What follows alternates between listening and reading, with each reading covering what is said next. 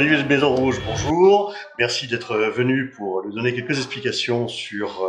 les fusions-acquisitions par rapport à l'intelligence économique. Vous êtes avocat, donc vous faites des fusions-acquisitions de façon régulière en France et à l'étranger. Mais en plus, vous êtes un expert d'intelligence économique, vous êtes membre du bureau du SINFI, le syndicat d'intelligence économique. Et à ce titre, il était intéressant pour nous de vous poser quelques questions, de savoir, déjà la première question, de savoir quel est l'intérêt de l'intelligence économique pour des fusions-acquisitions. Alors, en premier lieu, effectivement, les opérations de fusion-acquisition telles que vous les nommez, vous les citez, ce sont des opérations, on va dire, classiques,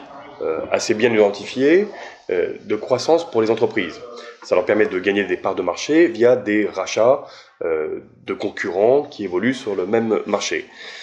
Aujourd'hui, ce sont des opérations qui sont assez largement embrassées et encadrées par des cabinets, que ce soit des cabinets d'avocats auxquels j'appartiens et que je connais bien, et puis ou des cabinets d'audit qui œuvrent en matière comptable, fiscale et financière, le cas échéant. Mais au-delà de ces opérations-là, qui finalement n'embrassent que un pan seulement des activités d'entreprise, l'apport et toute la valeur ajoutée de l'intelligence économique en la matière, c'est d'être en mesure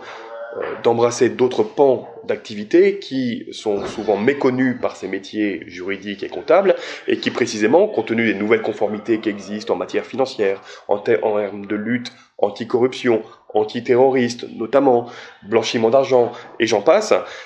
à savoir des opérations parfois un peu illicites que l'on peut trouver dans les entreprises ou en tout cas auxquelles l'entreprise aura pu par elle-même avoir participé malgré elle, parce que en évoluant sur des marchés étrangers et parfois concurrentiels, elle se livre à des opérations un peu plus nébuleuses. Eh bien, les métiers d'intelligence économique, qui ont l'habitude d'aller ouvrir les placards, d'aller chercher sous les tapis, si je puis dire, eh bien, précisément, seront en mesure de faire émerger ces opérations un peu opaques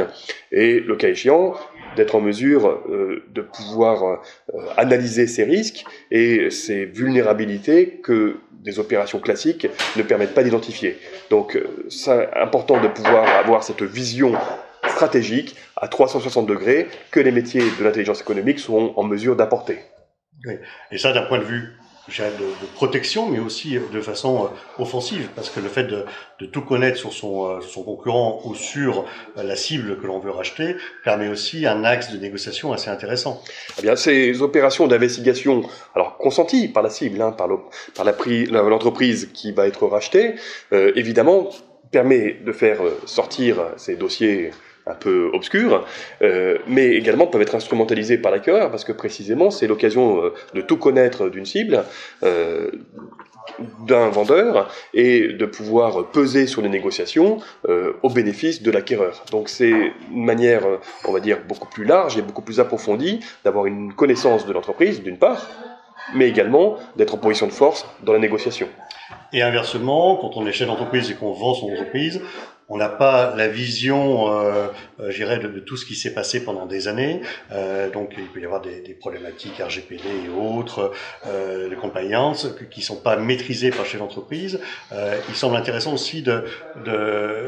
pour celui qui vend, de faire aussi cet acte de rétrospective, entre guillemets, et de pouvoir s'auto-analyser pour se protéger, parce que je pense que ceux qui veulent racheter risquent de faire ces mêmes opérations, de découvrir peut-être des choses dans les placards, et peut-être de faire du coup ou capoter une vente ou mettre une valeur qui n'est pas la même. Alors, pour un vendeur, c'est essentiel de pouvoir anticiper. Il vend d'abord un passé, et il ne faudrait pas que ce passé soit converti en passif. Et donc, de fait, les métiers d'intelligence économique doivent permettre d'accompagner un vendeur qui, lui, connaît son entreprise sur le bout des ongles, qui a évolué sur un marché, qui lui-même a évolué dans le temps, et parfois avec des nouvelles obligations, des nouveaux engagements qu'il a pu méconnaître, ou pour avoir participé à des opérations parfois non pas nécessairement illicites, mais en tout cas qui aujourd'hui seraient condamnables ou blâmables. C'est important de pouvoir les identifier en amont,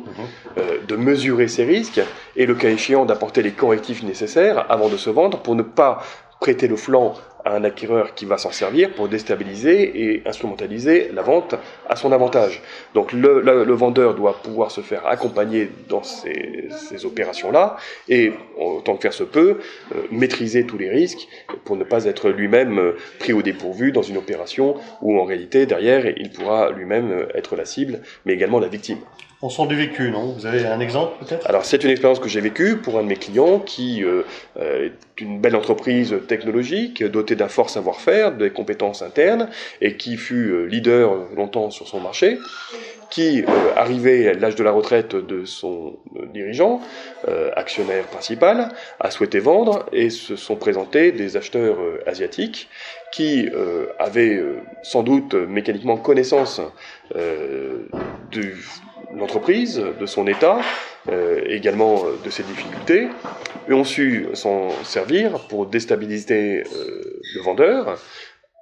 à son détriment, et là où l'opération devait se faire autour d'une somme conséquente, à savoir 5 millions d'euros, il s'est retrouvé avec 100 000 euros en poche, parce que, précisément, ils avaient utilisé de tous les leviers à son détriment, à leur bénéfice exclusif, et là où il n'avait pas préparé en amont suffisamment l'opération de cession,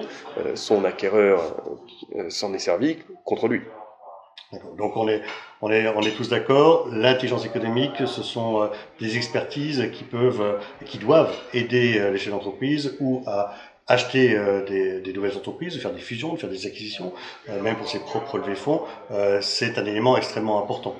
L'intelligence économique aujourd'hui est dans l'innovation et dans l'anticipation parce que précisément là où des deals même conséquents auparavant se livraient avec uniquement l'angle juridique, l'angle comptable, désormais l'intelligence économique apporte des garanties de sécurité économique en allant chercher, fouiller, investiguer le cas échéant sur des opérations un peu plus nébuleuses et opaques qui auparavant échappaient aux chefs d'entreprise, aux banques d'investissement, et qu'aujourd'hui on est en mesure de faire émerger. Donc c'est une garantie supplémentaire et un gage de sécurité économique.